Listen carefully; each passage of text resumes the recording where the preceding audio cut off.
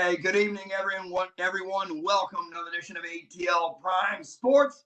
Todd Corder here with the ATL, JJ on the other side of the ATL, and Wayne, our producer in Memphis. I can promise you that we will not be crying during the show like Freddie Freeman did at Truist Park when he had his emotional meeting with the Braves after receiving his World Series weekend.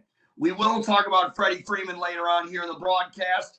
We'll also talk about the ACC's new scheduling.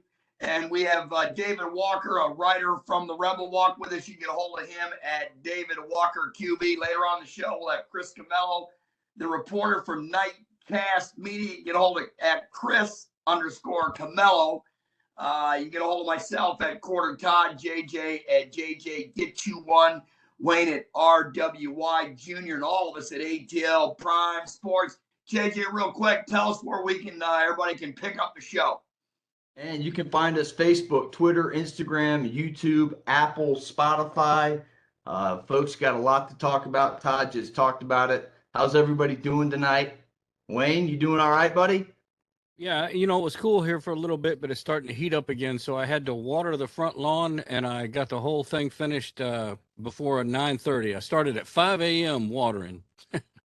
That's nice. I had one kid, had to take him to the airport. He's coaching a volleyball tournament. He went to Viva Las Vegas today, and I had my youngest one come home from the National Guard 2 days earlier. He just stepped in the house 5 minutes ago.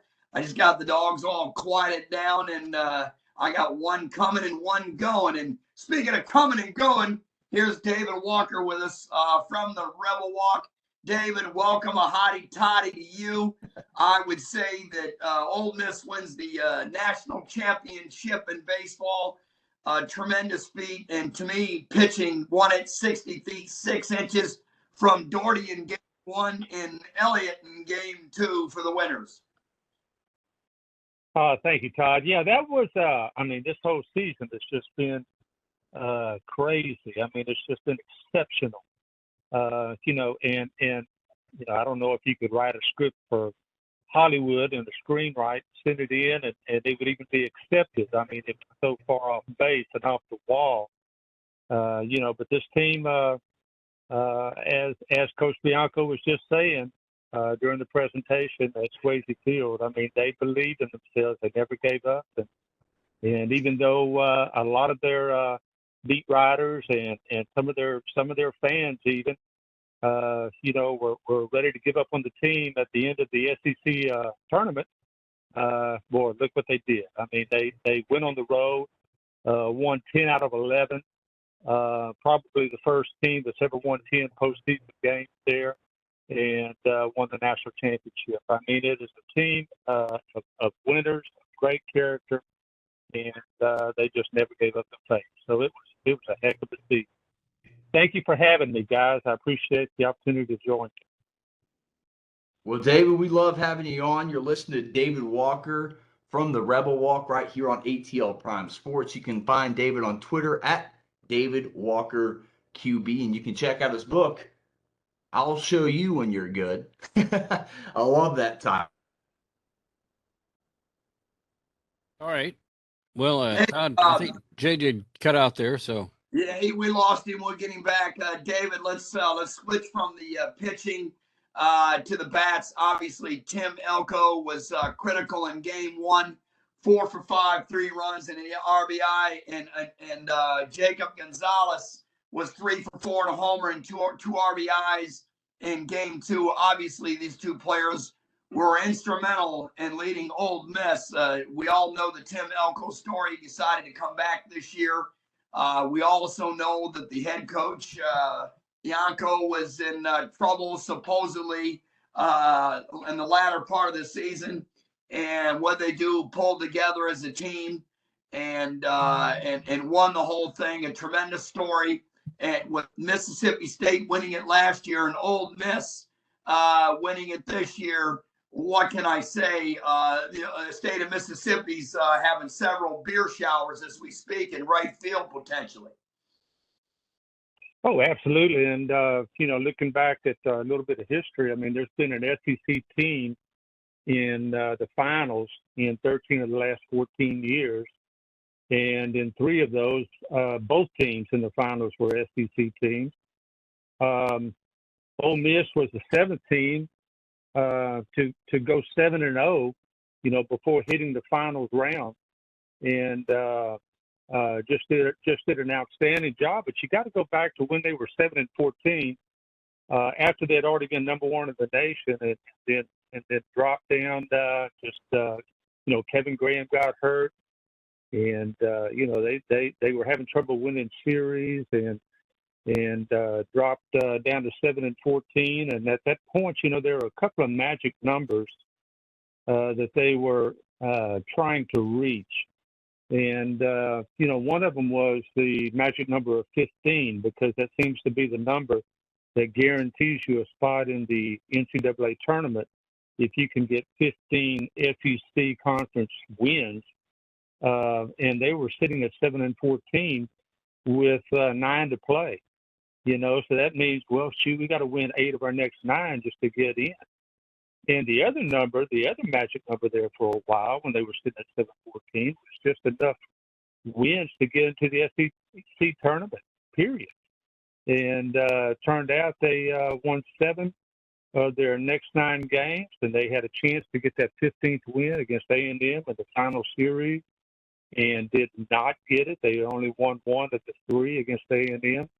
And that's when everybody pretty well started counting them out. They did get to the SEC tournament. They finished with 14 wins, which ended up being 5 games behind A&M in the West, and 11 games behind Tennessee overall, with their 14-16 record, while Tennessee was up there at 25-5, and A&M at 19-11. So you had a lot of people counting them out, particularly when they go into the SEC tournament and lose their first game against Vanderbilt.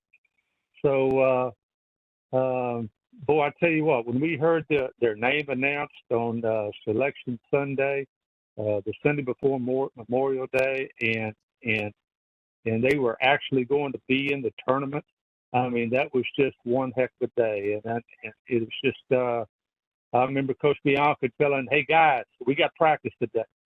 And I just felt like that was the best thing ever to come out of his mouth. I mean, that was just a magical moment. We still are in it.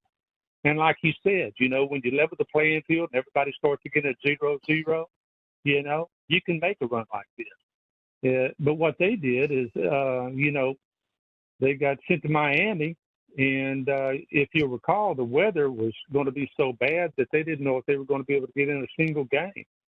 And NCAA tournament says all the games have to be over by Sunday, and then they have these rules that if there's no games played, the number 1 seed, who was Miami, will advance to the Supers.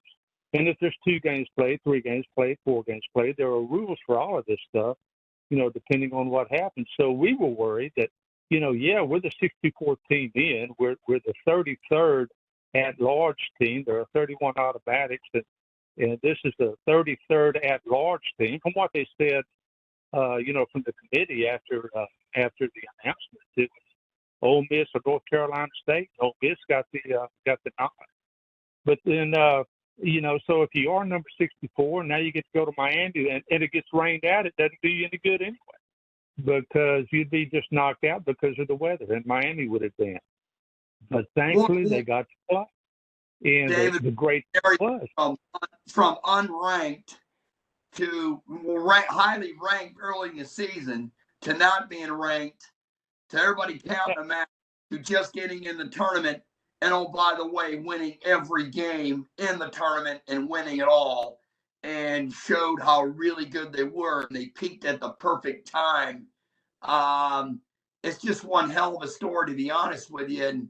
And for Coach Bianca, you mentioned it. I mean, what this guy said, it's time to practice. I'm sure that let a lot of relief out of the players, and they were able just to go play free without any stress. That, to me, David, it just seemed to just inspire them to win the whole thing. And it couldn't happen to a better group of kids or coaching staff. And congratulations to them. We got to move on to college football. Only got about 6 minutes with you. There's 59 days to the college football season. Speaking of SEC, Texas has got their 9th commitment for Sark since Arch Manning signed on the dotted line. And I'm sure, David, the Longhorns are just beginning. Oh, but there's no doubt. Yeah. And that's from what we've been hearing, through the grapevine and from people who were in the know, it's been pretty much Texas all the way. And, how that works out for him, we'll find out. I wish the kid all the best. I mean, he's from one of my fellow Louisiana schools over there, Newman, and all the Mannings, of course, went there. And he's a special talent. So we'll see how it works out for the Longhorns. I really wish him well. You know what? Speaking of, we'll stay in the state of Louisiana. You got old coaches moving new places in college football. Oklahoma to USC for Lincoln Riley. And obviously, as the comedian would say, Brian Kelly moving from Notre Dame to Baton Rouge. How do you think those two coaches will do in their first season? Well, I was looking at today at the over and unders for the season upcoming, and from what I can tell in the SEC West, I mean, we're looking at, of course, Alabama, leading it, and then Ole Miss at 7.5, A&M at 8.5. Talking about total regular season wins next year. Arkansas at 7.5, LSU at 7, and I know that's not going to be nearly good enough for those folks over there in Baton Rouge and across the state of Louisiana. So we're just going to have to see how that works out. I'm not sure about the quarterback situation over there. Of course, I'm not sure about the quarterback situation anywhere except Alabama. And Ohio State. And Ohio State. Now, yeah, you talk about Ohio State. There are 3 teams, and at Georgia, they did win a national championship last year with theirs. So, I think those 3 teams are pretty well set. And after that, we'll just have to see what happens during the summer and the 2-a-days. Me sticking with USC, Caleb Williams went from Oklahoma to USC. It sounds like he could be potentially the starter for the Trojans. What about the quarterback situation at Ole Miss? How do you see that come out?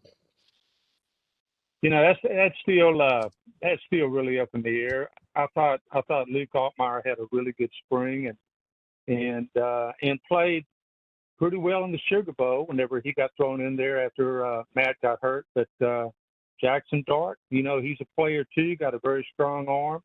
The third string guy, Dent, played extremely well in their spring game. So there's some competition going on there. We'll just have to wait to see how it all washes out. And you'll recall last time they had quarterback competition at Ole Miss. Nobody knew who the starter was going to be between John Rice Plumlee and Matt Corral until the first game. And I'm pretty sure that Lane's probably going to keep it like that this year as well. You're right. I mean, there's a lot of moving parts to go.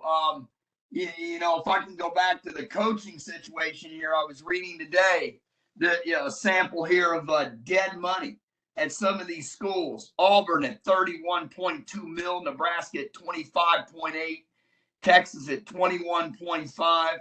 Ole Miss was 20.4. This is incredible at the sampling of some of the buyouts of the colleges that paid their coaches to become former coaches in recent years. I can read it on. LSU, 16.9 million, A&M, 10.4. The money in the coaching game has just went crazy, David. I don't see how it can go any higher, but now that NIL is here, welcome back, JJ. We'll see if it can. Isn't it incredible, all this dead money for these coaching changes? Been going on for quite some time now. Yeah. It's a little bit hard to believe that any football coach is worth that kind of money going in, but I do know their job is high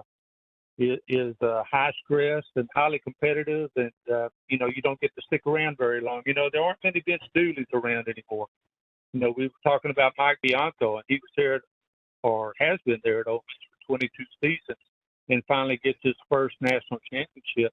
Vince Dooley at Georgia was there for 17 seasons when he got his first one. But that's almost impossible to find this day and time. Right. You're just not going to allow somebody to stay there for that length of time anymore at most places and give them a chance to win that first championship. 4 or 5 years seems to be the norm. But they all have agents now. They all have those buyouts. Right. So good for them. David Bianca was an LSU guy.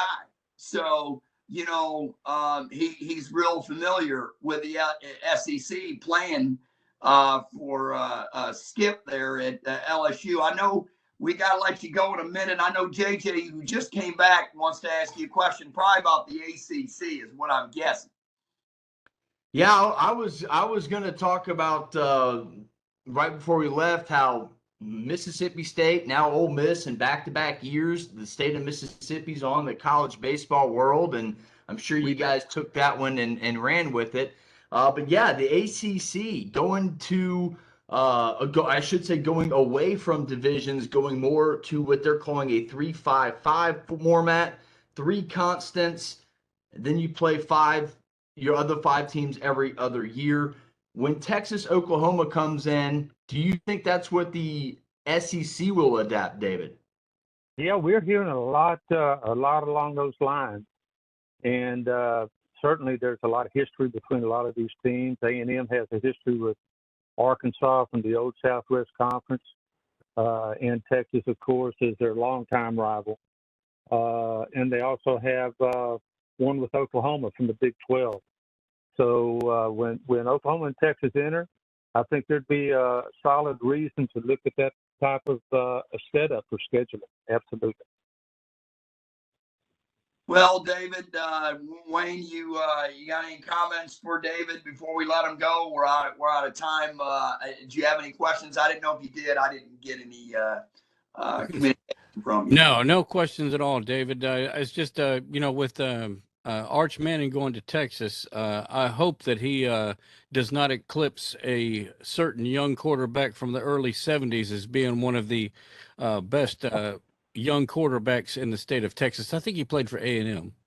Oh, somebody's buttering up. Very much. Yes, as we're about to enter our 50th season, since that time. But yeah, I tell you what, it was a lot of fun. Being the first freshman starter at quarterback, in the NCAA, and what the career brought later. But that was a good time. I appreciate you mentioning that, Wayne. Still the youngest at 17 that I know of, anyway. So, yeah. David, thanks for coming on. We'll bring you back as part of our college football preview later on here in the season. I've got so many questions to ask you, and so do the rest of you. We've got another guest coming on shortly. I can't wait to ask you about A&M and the other teams in the SEC. We'll have an SEC preview, and we'll bring you back on. Is that okay?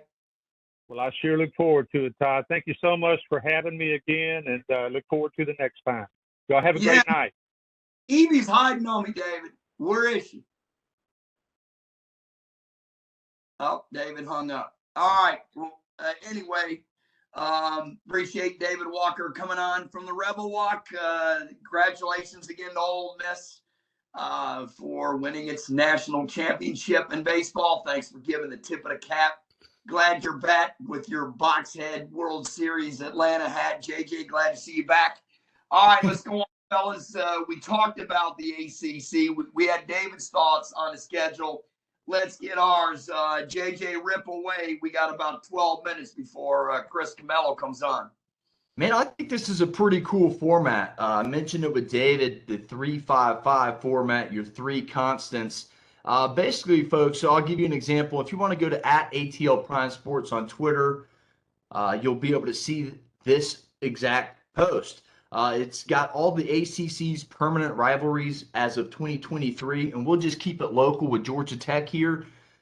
Georgia Tech's going to play Clemson every year, Louisville every year, and Wake Forest every year. Then they'll rotate with the 5 schools that are on their schedule that year. Then the next year, they'll play the other 5 schools. I think it's great.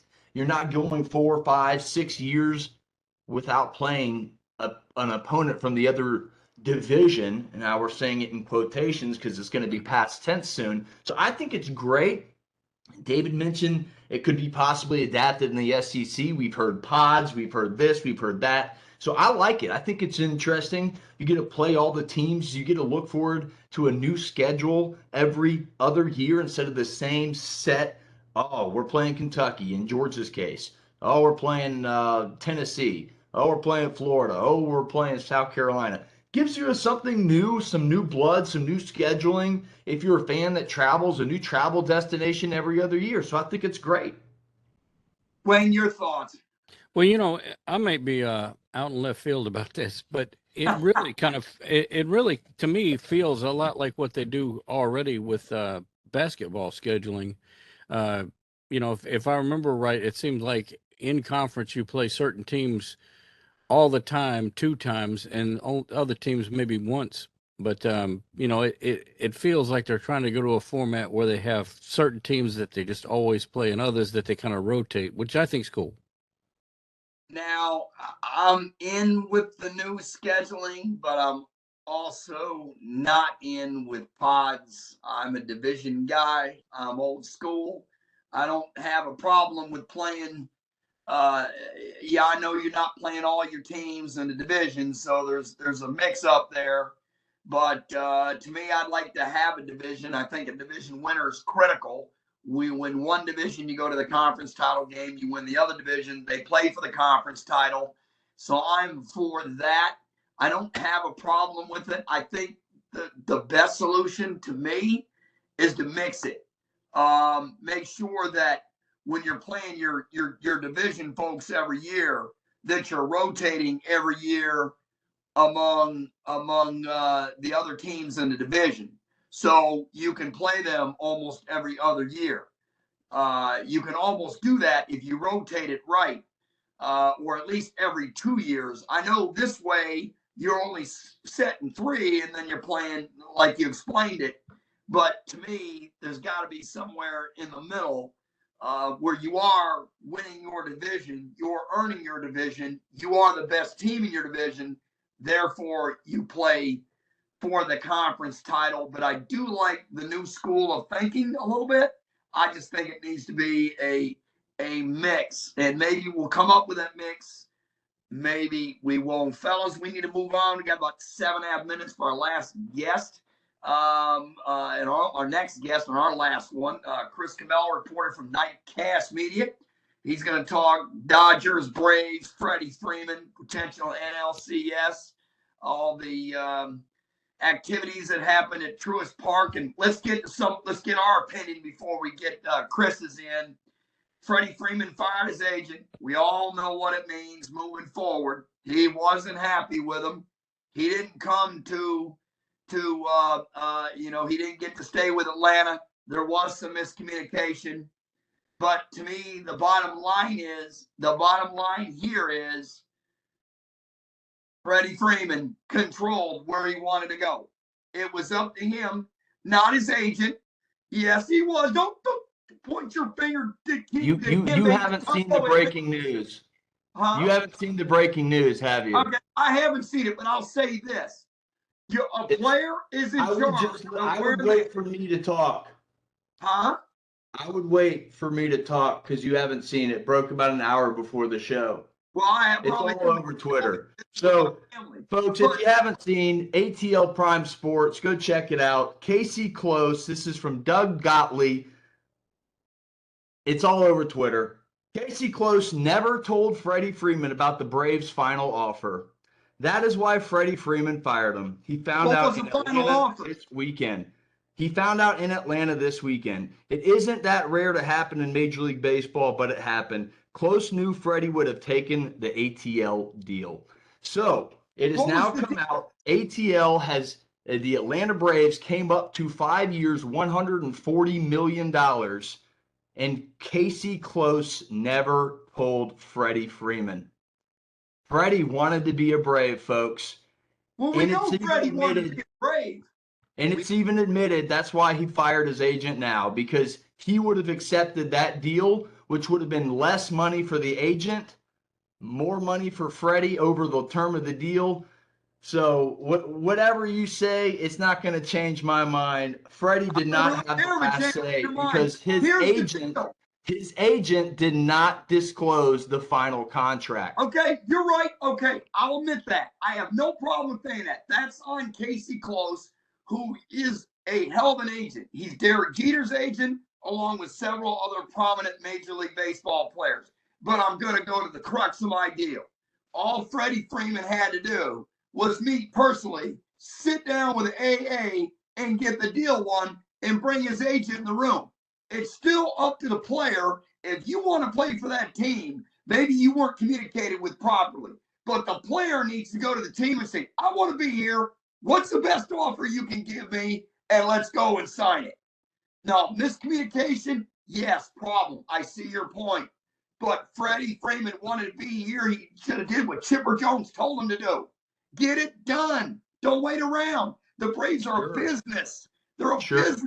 And they went and got their other option, Olsen, and end of story. But to me, Freddie Freeman. It's not the end of story because this story has just come out within the last hour. And that's what I was explaining to you. It's different. When an agent doesn't do his job to the best knowledge of the player, you're representing the player.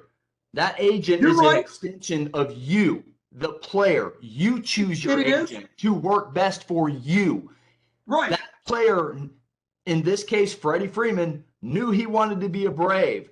That agent knew that he was going to make a prettier paycheck with the Dodgers. Right. He did not work in the best interest of Freddie Freeman. So I don't know where your point is here. My point Freddie Freeman did not have the last say because he did not know the final offer. But my point is, that's breaking here. Here it is. Obviously, the communication process broke down. And if what you're saying is true, I agree with a lot of it. But again, if the player wants to be here, get in front of the GM yourself and get it done. You don't have to worry about That's the problem, Todd. You have a guy that lives on the West Coast with his family and plays on the East Coast. So the agent is the mediator there. You can't fly back and forth every day. No one does that. So in this case, Freddie Freeman was trusting his agent to do the best for him. And he did not do that. The news is now out of the bag. Doug Gottlieb, blue check mark guy, been in the industry, been around baseball for a long time. I trust it. It's all. Stop interrupting me. I don't interrupt you. So if you're going to think that an agent doesn't work in the best interest for the player, then that's on.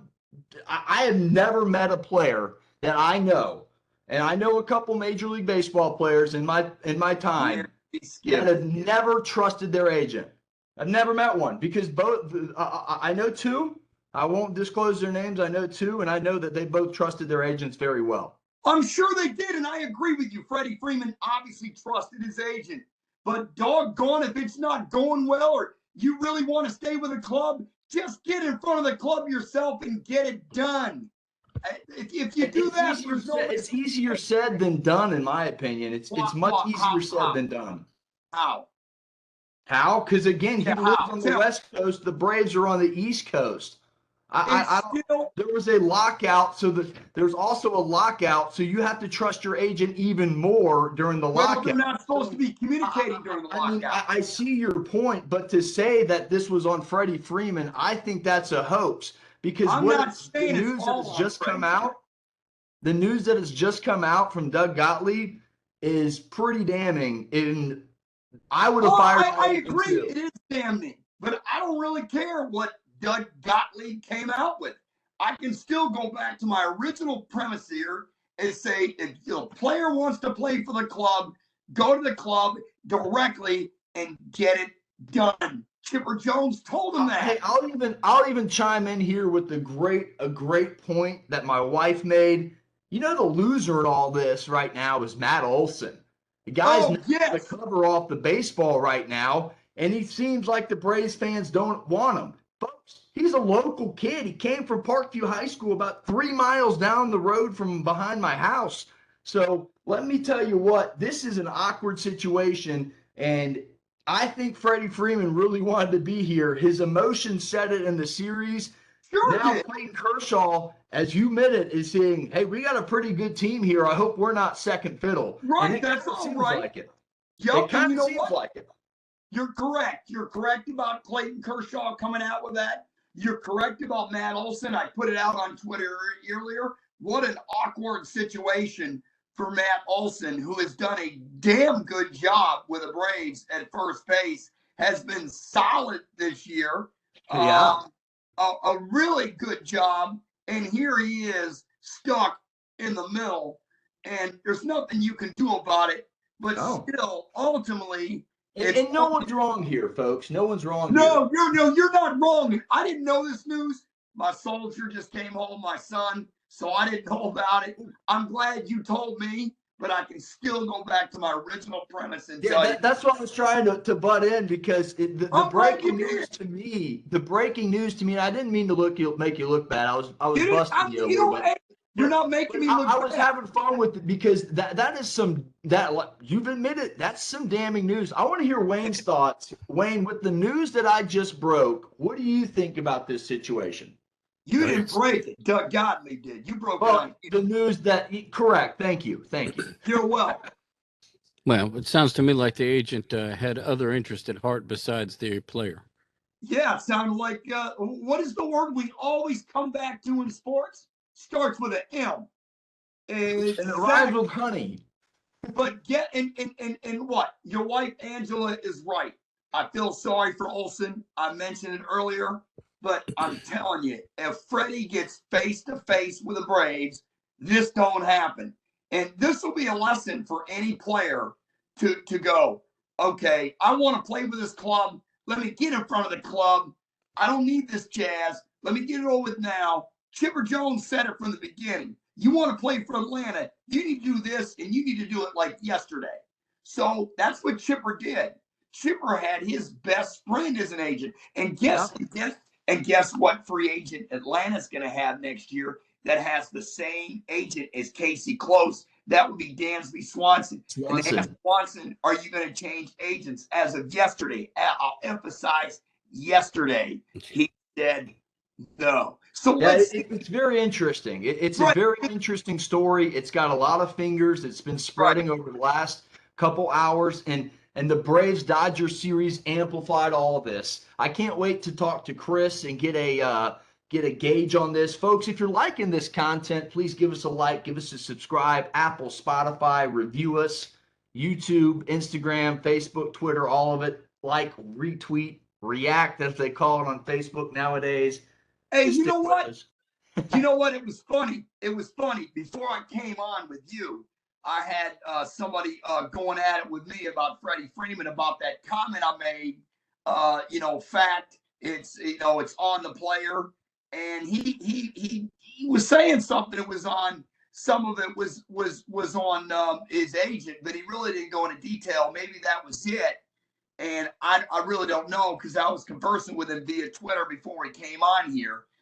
Chris Camello should be on in a few minutes. Let's Well, see. but before we get them on, I'll take a quick second. There was a blockbuster trade made by the Atlanta Hawks today. They acquired Deontay Murray from the Spurs for 3 first-round picks and Danilo Gallinari. Big time blockbuster trade. You get the point guard next to Trae Young. A little bit better on the defensive side of the ball, so that should really help Atlanta out. That's where they struggled last year, especially on defense. So you got 2 superstars in Atlanta now, folks. Get ready Yeah, for next wake year me NBA up from season. my nap when they get beat in the first round of the playoffs next year. I'm tired. I gotta ask. Oh, since you needled me with this surprise, I'm gonna needle one for you before Chris comes on. How many commitments? You don't know because you were off, and I talked to David about it a few minutes ago. How many commitments now for Sark in Texas since Archie Manning signed last week? 5. Oh, keep getting some fingers. Prime 9, and they're all 4-star and above. I'm telling you right now, Texas is going to be back. It may not be immediately, but when Arch Manning plays for Texas, look out. SEC Wake me up. Wake me up when I see it, because I Yeah, haven't I'll wake seen you up. Texas back since '05. Yeah, I'll wake you up. You're right. And you wake me up when the Hawks win a championship. They never won one. I'll be sleeping. They have won one. They won one in St. Louis. Oh, again, nap time. Please, St. Louis. It was back in the 60s. They were still the Hawks. God, I was in my mother's womb when that happened. You weren't even thought of. Wayne was right after me, probably. He's probably right around the same. Fun show tonight. But I'm glad you broke the breaking news. I thought it was cool that you did it. I knew you had something up your sleeve when you went off the air. Maybe that was it. Maybe it wasn't. But no, I was going to come in with, I was going to bring hot fire from the get-go until my internet.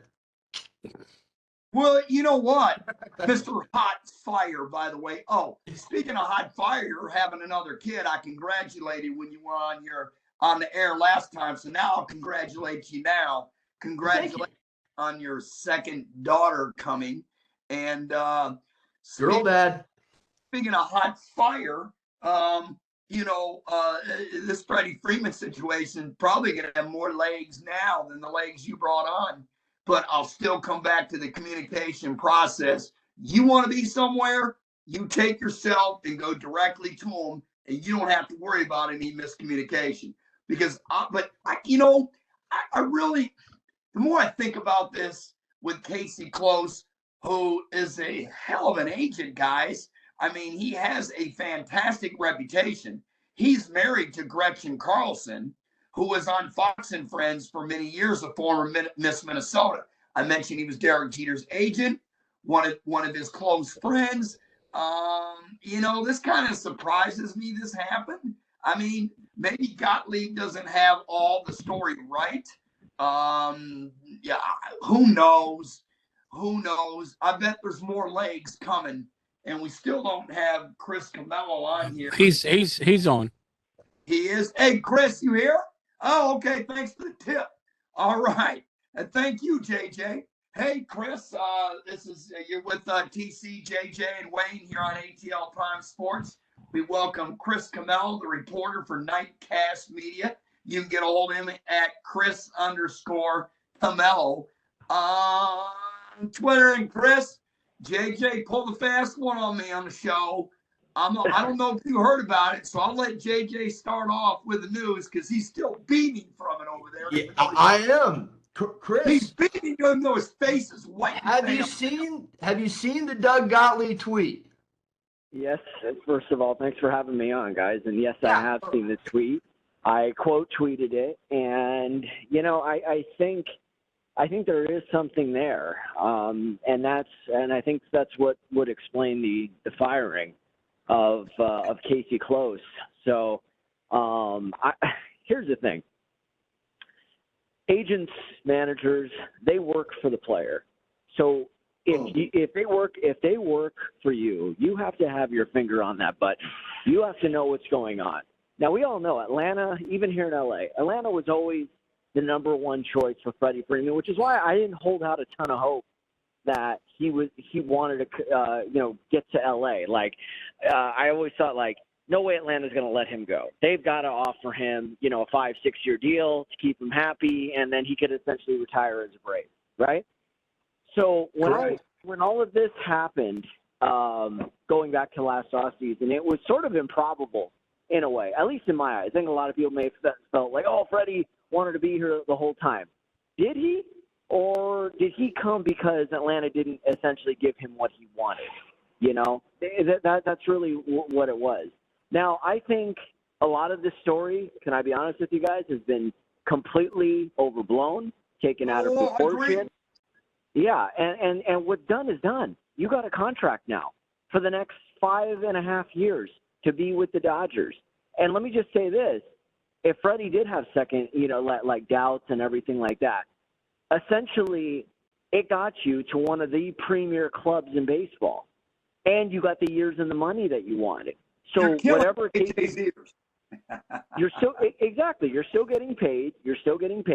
You're coming on. I understand the emotionality. You spent 15 years. You felt undervalued. You helped lead them to their first World Series championship in 26 years, 27 years.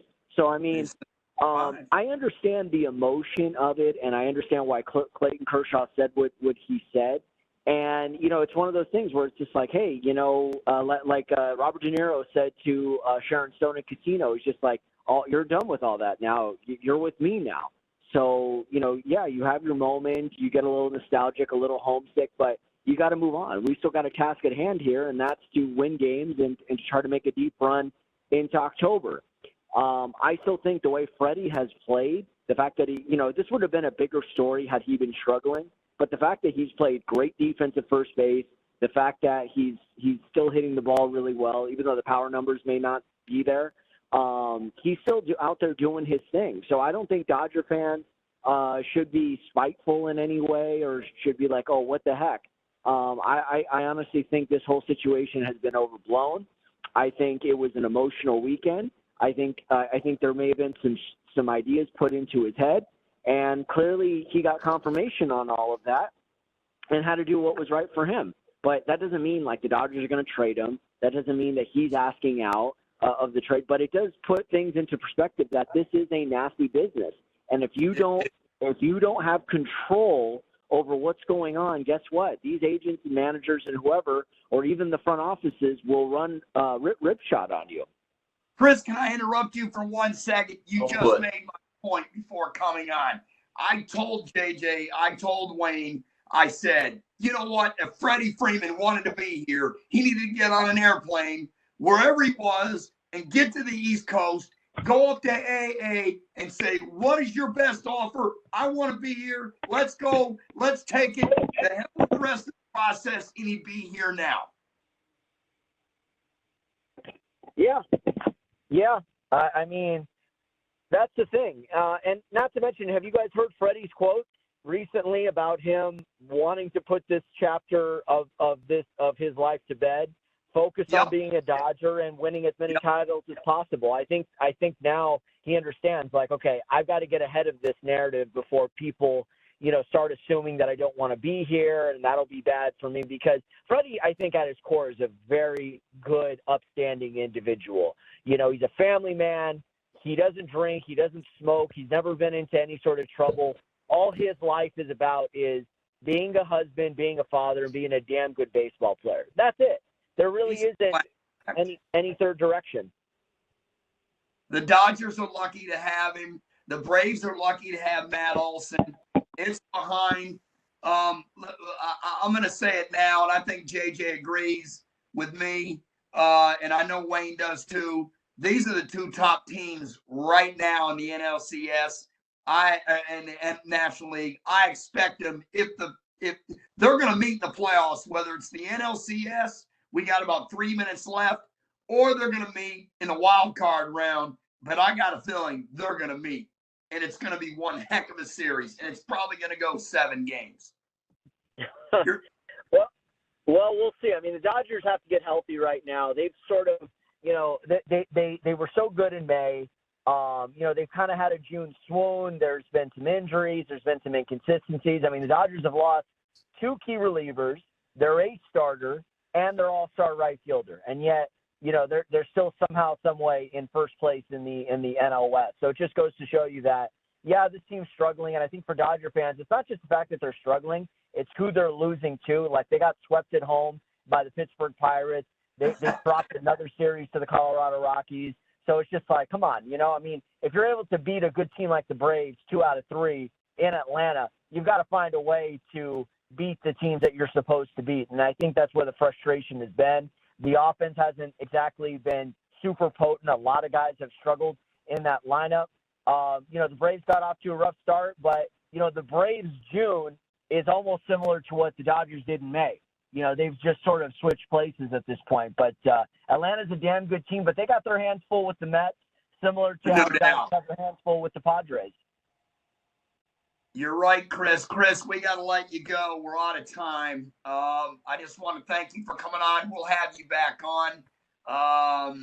I really thanks. If JJ's got a quick question, he can do it. Other than that, we got to let you go because we're out of time. Thanks so much for coming on, JJ. I'm sorry. Did you have something for Chris?